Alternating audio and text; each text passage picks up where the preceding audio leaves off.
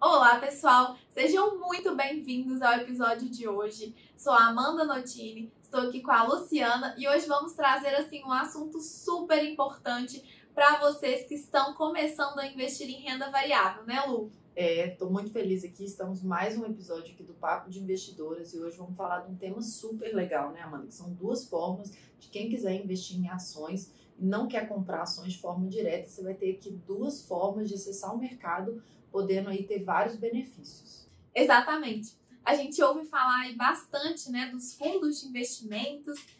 O que é esse tal de fundo de investimento? Como que ele funciona? Né? Se eu não quero comprar um ativo diretamente, eu, Amanda, não acompanho o mercado de ações, não sei se faz sentido comprar Petrobras, comprar Vale, né? Não sei se está no momento bom, se não está. O que eu posso fazer? O fundo de investimento, ele nada mais é do que como se fosse um condomínio, né? Tem a pessoa lá, o gestor, que ele é responsável por fazer esse trabalho para você. Então, ao invés de eu ir lá diretamente no meu home broker e escolher quais ativos eu vou comprar, no fundo de investimento, eu posso comprar algumas cotas e aquele gestor, aquela figura, vai selecionar os melhores ativos ali para mim. Não vou ter que ficar preocupada com nada. Eu aplico o meu dinheiro lá, o gestor faz toda essa movimentação para mim e depois, se algum dia eu quiser resgatar, eu só resgato o meu dinheiro e eu vou ter aí participado da performance do fundo naquele determinado período, né, Lu? É uma ótima estratégia, né, gente? A gente comentou no último episódio da forma de investimento de comprar diretamente, né? Você entra ali no seu home broker, escolhe ali, mas é difícil. Poxa, eu tenho 400 ações, qual a ação ideal? Quanto de dinheiro que eu tenho que colocar, né? Qual que é a carteira ideal? Será que eu ponho 2 bancos? Será que eu ponho um banco e uma empresa ligada a commodity? Às vezes você é médico, advogado, não tem tempo para estar monitorando o mercado o tempo inteiro e estar escolhendo essa carteira. Fundo de ações é como se você estivesse delegando, está entregando o seu dinheiro na mão ali de um gestor, que é uma pessoa super qualificada, para poder fazer essa escolha para você. Então, geralmente, pessoas que não trabalham no mercado, não entendem, não têm tanto tempo, podem fazer essa escolha. E, normalmente, né, os fundos de investimento, os fundos de ações, aí, que são os fundos, a modalidade aí que você entra nos fundos de investimento aplicando em ações, você tem ali milhares de gestores, que são todas pessoas qualificadas, como a Amanda falou, é um condomínio ali, tem toda uma estrutura por trás, né, de um agente custodiante, ele tem um CNPJ próprio, ele é registrado na CVM, o gestor tem uma série ali de obrigações, ele tem que ter X certificados, então você tem ali uma qualificação, uma pessoa muito qualificada, com toda uma equipe ali por trás, para poder fazer essa alocação para você. Então, e você pode escolher, né? Isso que é legal, porque hoje a gente tem um mercado que cada dia mais tem mais gestoras, mais fundos de ações aí disponível para o cliente ali acessar. Então, ele pode escolher o gestor A, B, C, D, e aí consegue com pouco dinheiro, né, Amanda? Acho que isso é um ponto também bem legal da gente falar. E às vezes com R$1.000, R$2.000, você comprando no mercado direto de ações, você conseguir comprar menos quantidade de papéis. E via fundo, ao comprar ali, você entra num fundo que às vezes a aplicação mínima é R$5.000, e ali você está comprando a uma fração ali do que aquele fundo tiver comprado. Então, às vezes você está comprando 20 ações com R$5.000, que de forma direta você não ia conseguir fazer essa mesma alocação, né? Exato, eu vou até abaixar a régua aqui um pouquinho, pessoal. Ontem, por coincidência, eu fui aplicar em um fundo na minha pessoa física. É um dos fundos que eu mais gosto e o valor mínimo para começar a investir nesse fundo era R$50.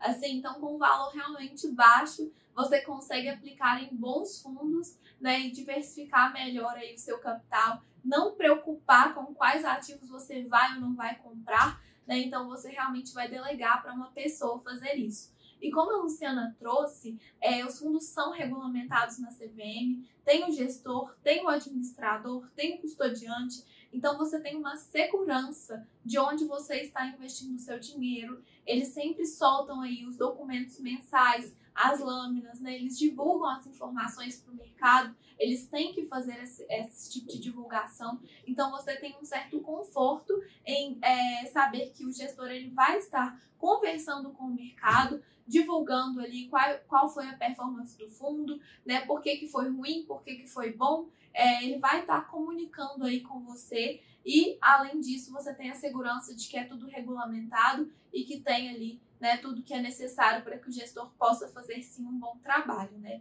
Então é importante a gente trazer sobre isso. Mas, Luciana, eu quero perguntar o seguinte: eu entro aqui na plataforma do BTG Pactual e eu vejo que tem, assim, milhares de fundos. São muitos e muitos fundos. E fica até difícil de escolher, né? Como que eu vou saber qual fundo que é melhor? São todos iguais? Como que é, assim? Como que eu vou escolher o gestor? Bom, tem vários pontos aí, né? O primeiro é a gente ter um bom assessor de investimento, né? De novo, a gente não tá no mercado, às vezes eu tenho lá meu negócio, estou o dia inteiro trabalhando, e eu entro ali e só de falar, eu quero ir via fundo, mas qual que é o melhor fundo? A gente já sabe, um ponto que vale colocar aqui é que histórico não é garantia de performance futura. Então, muita gente entra lá e fala, deixa eu ver o que performou melhor nos últimos 12 meses. Isso pode ser um grande erro, né? Uma consistência e uma estratégia do gestor é muito mais importante do que, às vezes, a rentabilidade que ele entregou num período curto ali que você estiver olhando. Então, é muito importante você conversar com o seu assessor de investimento para que ele te ajude ali a escolher dentro dessa infinidade de fundos, né, que é excelente. Na verdade, a gente está trazendo uma concorrência, uma democratização para o mercado de vários gestores e equipes que estão tentando fazer o melhor trabalho, entregar o melhor resultado possível, né, para trazer mais clientes. E dentro disso você pode escolher ali qual que você quer. E aí vale muito o trabalho de um assessor de investimento, de uma casa ali que possa te assessorar para falar, poxa, esse fundo vai estar mais adequado para você, esse fundo não vai estar. E dentro do fundo de ações, né, as pessoas geralmente acham assim, fundo de ações é uma categoria, mas vale falar que dentro desse fundo de ações existem várias subcategorias. Então tem várias estratégias ali dentro. Então tem os fundos que a gente chama de long, que são papéis você compra, né? São fundos comprados em ativos. Tem fundos long short, enfim, tem várias subestratégias dentro dos fundos de ação e que ali podem entregar performances diferentes. Mas eu acho que o ponto aqui principal, ao invés de a gente entrar nessas subcategorias aí, converse com o seu assessor de investimento, procure entender com ele, dentro do que você está buscando, qual desses fundos e qual desse gestor que pode ali ter um perfil melhor para você, né? Exato, até nos fundos de investimentos é importante a gente diversificar. Então tá aí o papel do assessor em realmente te auxiliar em uma boa diversificação para colocar fundos que são descorrelacionados, que têm estratégias diferentes. Então eu posso ter na minha carteira, hoje eu tenho, por exemplo, 5 fundos de ações. Tenho um fundo que segue uma estratégia long and short, tenho um fundo que ele segue a estratégia realmente fundamentalista, que ele é mais só comprado em ações. Tem um fundo que investe em ações no exterior. Então, assim, tem uma infinidade de estratégias, né, que a gente entende aí, a gente acompanha, eu como assessora, né, falando, a gente tem esse contato próximo com os gestores para entender qual que é a estratégia deles, para conseguir indicar aí, né, selecionar os melhores fundos de acordo com a carteira do cliente. Mas se você está buscando aí sozinho, por exemplo, não deixe de entrar no site do fundo, no site da gestora, né? E procurar ler e entender qual que é a estratégia que ele está seguindo, porque lá eles também divulgam todas as informações para você conseguir selecionar aí os fundos que encaixam melhor para você. Mas importante então aqui, resumo, né? Os fundos de ações são diferentes, não é porque é um fundo de ação que são todos iguais. Porque aí não faria sentido ter lá 300 mil fundos com vários gestores diferentes. A gente podia ter um só. Então, cada fundo tem uma estratégia diferente, tem um gestor com uma qualificação diferente, né, com um know-how ali diferente também. E eu acho que as pessoas devem estar se perguntando, né, Amanda? Poxa, vou estar colocando esse dinheiro num fundo, a gente contou aqui desses gestores super qualificados, dessa estrutura e desse trabalho que eles fazem ali de montar a carteira e falar, mas quanto que custa isso, né? Poxa, eu estou colocando meu dinheiro ali, é claro que ninguém vai ter essa estrutura por trás, existe um custo disso. Então, como que isso é remunerado, né? Como a Amanda falou, o fundo tem uma estrutura ali, um CNPJ e tal, toda uma estrutura mesmo montada. E a forma que a gente paga aí para esses gestores, né? Eu estou entregando meu dinheiro para alguém fazer um trabalho para mim de alocação. E o salário dele, vamos falar assim, dele, de toda a equipe por trás, que fica o tempo inteiro monitorando o mercado para poder fazer essas escolhas, é o que a gente chama de taxa de administração, né? A taxa de administração da maioria dos fundos de ação gira em torno de 2%, né? E esses 2% incide tanto sobre o patrimônio total do fundo, que quer dizer que é sobre o valor que você colocar, mais a rentabilidade que o fundo vai gerar. Esse, gente, é o salário que você vai estar pagando para a pessoa e para toda aquela equipe fazer o que a gente chama de gestão ativa. Porque pensa, né, Amanda? É um trabalho imenso ela ficar o dia inteiro monitorando para escolher qual empresa colocar, ligando para as empresas, fazendo valuations, monitorando os mercados do mundo inteiro, muitas vezes, para fundos aí que podem acessar outros mercados, mas para fazer esse trabalho de escolher, e toda uma equipe por trás que às vezes trabalha 24 horas por dia, porque a gente tem bolsa aberta aí no mundo 24 horas. Então, realmente essa taxa de administração existe isso. Muita gente fala, poxa, mas eu vou pagar 2%. Eu, pessoalmente, acho que é uma ótima forma. Eu não tenho nenhum investimento de ação direta, invisto tudo via fundo, porque eu realmente acredito nessa estratégia. E eu olho no final do dia a rentabilidade líquida, né? Quanto que eu tenho após pagar essa taxa de administração. Então, além dessa taxa de administração, é importante a gente trazer aqui sobre a taxa de performance. Não são todos os fundos que cobram essa taxa, mas é muito comum nos fundos de ações. E como que é cobrada essa taxa? Em cima do quê? A taxa de performance, ela é cobrada em cima do que exceder o benchmark. E, Amanda, o que é esse tal de benchmark, né? O benchmark, lembra quando a gente falou que existe um índice que é referência ali para o mercado no Brasil, por exemplo, que é o Ibovespa? Então, o índice de referência no Brasil é o Ibovespa. Então, o fundo, ele vai comparar a rentabilidade dele com o Ibovespa. Se ele foi melhor que o Ibovespa, aquilo que excedeu o Ibovespa, ele pode cobrar a taxa de performance. Agora, se ele foi pior do que o Ibovespa, ele não excedeu o benchmark. Então, ele não pode cobrar essa taxa de performance. Então, os fundos, a gente sempre tem que comparar a performance dele com a performance do índice. Se ele está performando ali pior do que o índice que é referência para o mercado no Brasil, né, a gente pode ver que realmente ele não está tendo ali, né, uma performance tão legal. Agora, o intuito de você pagar uma taxa de administração para o gestor é na expectativa de que ele exceda o índice, de que ele entregue mais valor do que o Ibovespa está entregando. E faz todo sentido, né, Amanda? Porque, como a gente falou, o Ibovespa é uma cesta fixa ali de ações baseado em critérios das principais ações negociadas. Já um gestor ali de fundo, ele pode escolher, ele às vezes tem uma ação ali que ele não acha interessante.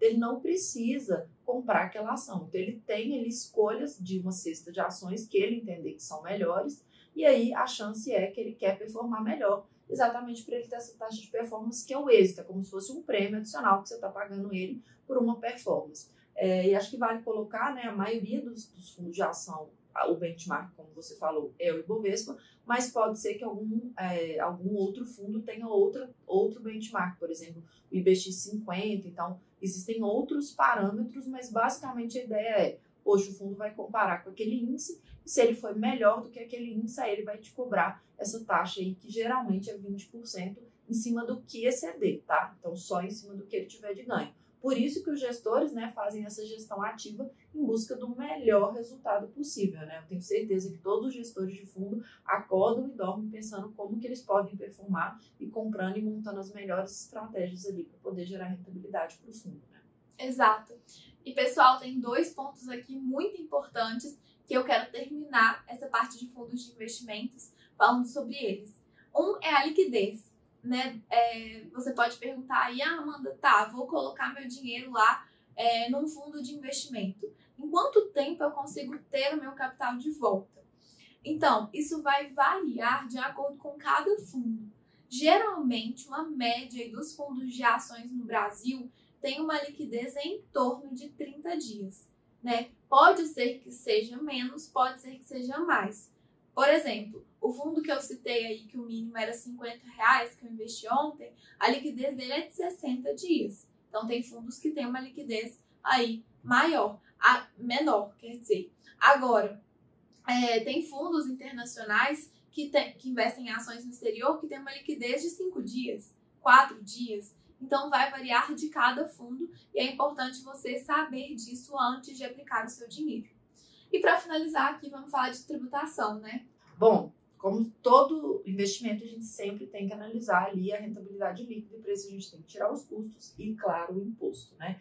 Infelizmente, os fundos de ação não são isentos de imposto e você tem que pagar 15% sobre o seu ganho. Isso vai acontecer só no resgate. Então, eu coloquei o dinheiro no fundo hoje, daqui 1, 2 anos eu tirei o meu dinheiro, sobre o que rendeu, né, sobre o ganho ali, eu vou pagar 15% de imposto para o governo. E tem uma vantagem, né, Amanda, comparando aqui com o investimento direto que a gente falou, o fundo realmente é estratégia para quem não quer ter trabalho, né? Porque se eu compro de forma direta, eu tenho que fazer o controle de quanto que eu ganhei, de quanto que eu vendi, para eu saber meu ganho, apurar ali, emitir minha guia de imposto, a DARF e tal, para eu poder fazer, né, pagar minhas dívidas ali com a Receita e estar em dia com os meus impostos. Já o fundo, ele faz todo esse trabalho para você. Ao resgatar, o dinheiro já vai cair na sua conta líquida, então você não tem que se preocupar de recolher nenhuma guia, então isso pode ser um facilitador e uma vantagem para quem não quer ter trabalho, né? Então é isso, pessoal. A gente queria trazer aqui para vocês os principais pontos de fundos de ações, né? Tem várias outras questões aí, mas essas que a gente trouxe aqui são as principais que vocês devem saber e entender aí antes de começar a investir. Então a gente falou muito aqui dessa parte de gestão ativa, né? Que são aí dos fundos de investimento em ações. Agora vamos falar um pouquinho aqui de gestão passiva. Então a gente quer trazer um pouco do que são os ETFs, né? O que é um ETF, Lu? O mercado financeiro parece uma sopa de letrinhas, né? Cada hora vai aparecendo umas siglas, assim, quem não acompanha fica totalmente perdido. Mas o ETF nada mais é, né? A tradução do inglês, o Exchange Traded Funds. São fundos aí que são negociados na bolsa, basicamente. Mas eles são fundos, então, um pouco correlacionando aí com os fundos de ação, né? E eles também podem investir em ação. Mas alguns pontos são muito diferentes aí dos fundos de ações que a gente falou, né? Da forma de investir. Mas o principal ponto aí que a gente pode falar que difere, né, um ETF de um fundo de ação é a questão da estratégia de gestão, né? Como você falou, um fundo de ação, eu entro, contrato um gestor, aquele cara fica o dia inteiro ali escolhendo quais ações que ele quer ter dentro daquela carteira e do portfólio. Já o ETF, gente, ele simplesmente espelha algum índice, tá? Eu não tenho um gestor ali que está escolhendo o que ele quer pôr no ETF por trás. Ele simplesmente está copiando algum índice, alguma cesta ali que já existe. Por exemplo, a gente falou de índices, a gente citou o Ibovespa, que é o principal índice que a gente tem aqui na Bolsa Brasileira. Então, você tem hoje, por exemplo, um ETF que chama BOVA11, né? Que você, ao investir nesse ETF BOVA11, basicamente, você está comprando exatamente a mesma carteira que é o Ibovespa. Então, tem a mesma proporção. O peso da Vale, o peso da Petrobras, você vai ter a mesma quantidade de ações na mesma proporção que hoje tem no índice Ibovespa. Então, a tendência é que esse ETF vai acompanhar, diferente ali do gestor, né, do fundo que a gente fala que ele quer superar o índice, né, ele tem ali o índice benchmark que ele quer superar, ele quer render mais do que aquilo. O ETF ele tem a ideia de simplesmente acompanhar, a ideia é que ele fique ali colado, já que ele espelha, né, exatamente a mesma cesta de ações, a ideia é que ele vai performar ali muito próximo, né, com alguns custos, tirando, mas basicamente ele vai refletir bem como um espelho mesmo daquele índice, né? Exato. E através de ETFs tem várias formas, né, da gente investir em vários mercados. Aqui a Lu citou o BOVA11, né, que a gente pode estar investindo aí na Bolsa Brasileira através do BOVA11, mas se eu quero investir somente em small caps, por exemplo, eu posso comprar o índice Small 11, que ele vai replicar o índice de small caps. Se eu quero investir na Bolsa Americana, eu posso comprar o IVVB11, que ele vai replicar o S&P 500. Agora, se eu quero investir em criptoativos, que está super na moda, né? Eu posso comprar o Hash11, que ele vai replicar o índice aí que investe em criptoativos. Então, gente, tem uma infinidade de índices, né? Tem índice aí, que reflete o setor bancário. Então, assim, tem vários índices que a gente pode, sim, estar investindo através dos ETFs que vão replicar esses índices específicos, né? É uma forma, né, que você tem de diversificar, são fundos ali iguais, você só não tem ali um gestor por trás fazendo a gestão ativa, mas como a Amanda citou, você tem várias categorias aí, você tem ouro, China, enfim. É uma infinidade de categorias que você pode comprar o ETF e ali vai ter uma cesta daquele tipo de ativo que você vai estar comprando. Então, é uma ótima estratégia de diversificação e você consegue comprar igual você compra uma ação pelo seu home broker. Você vai ali e coloca aquele ticker, né? Que vem com 4 letras e 2 números. Então, por exemplo, BOVA11, HASH11 e tal, são exemplos aí de tickers de ETFs que você vai comprar. E aí você vai acessar ali seu home broker, ele vai fazer a compra e aí vai estar comprando aquela cesta ali de ativos, né? Então é uma forma ótima de diversificar. E acho que vale trazer um ponto, né? Como você falou, ele é uma gestão passiva. Então pensa, o trabalho do gestor é infinitamente menor, né? Ele existe de montar e tudo, toda a questão de regulamentação, mas é muito menor do que de um gestor de fundo de ação que está ali ativamente escolhendo, comprando, monitorando o mercado. Então, ele tem uma vantagem de ter uma taxa de administração normalmente bem menor do que dos fundos de ação tradicional. Então, porque o gestor não tem que ter toda aquela equipe, todo aquele trabalho, então a remuneração é menor e com isso acaba que seu custo ali na compra do ETF também é menor, né? Exato.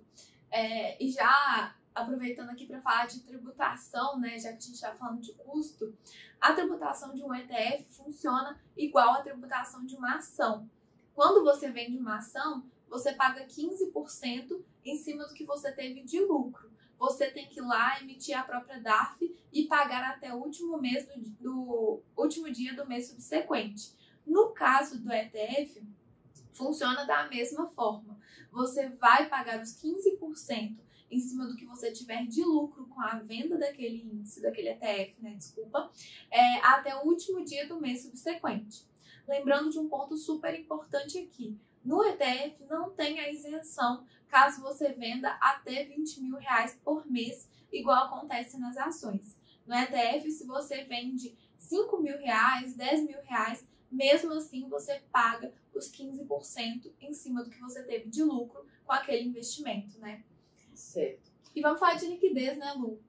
O ETF também tem essa vantagem aí, né? A gente está comparando os produtos e tal. O ETF assemelha muito mais a uma ação do que um fundo de ação nesses quesitos, né? Tanto de operacionalizar via um broker, quanto de tributação e também na questão da liquidez. O ETF ele funciona igual a uma ação, tanto crédito quanto débito é em D+2, né? Não existe diferença. É igual a uma ação, você comprou e 2 dias depois está debitando, na hora que você vender também, com 2 dias, você recebe aquele dinheiro na sua conta. Então, ele tem essa vantagem em relação aos fundos, provavelmente ele tem uma liquidez aí um pouquinho maior, né?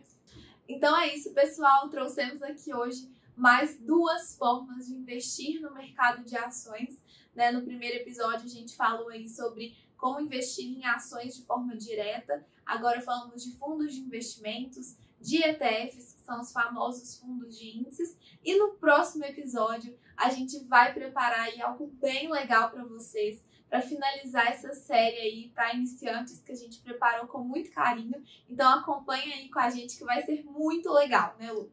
Acho que hoje, né, Amanda, a gente fechou essa parte de ações, deu aqui 3 formas, né, de investir, né, considerando o último episódio, a gente falou de investimento direto, fundo, cada um vai achar aí a sua estratégia, vendo os benefícios, cada um tem suas vantagens, desvantagens, então cada um vai achar o seu caminho aí para entender qual que é a melhor estratégia que você vai usar, porque você tem todos esses produtos aí disponíveis, a gente falou as vantagens e desvantagens de cada um, né? Exato. E aí também falamos de renda fixa, acho que agora está todo mundo capacitado a começar a montar sua carteira de investimentos. E no último episódio a gente está preparando e vamos falar de mais um produto aí de renda variável para você também poder colocar no seu portfólio. É isso, obrigada pessoal, até a semana que vem. Até a próxima!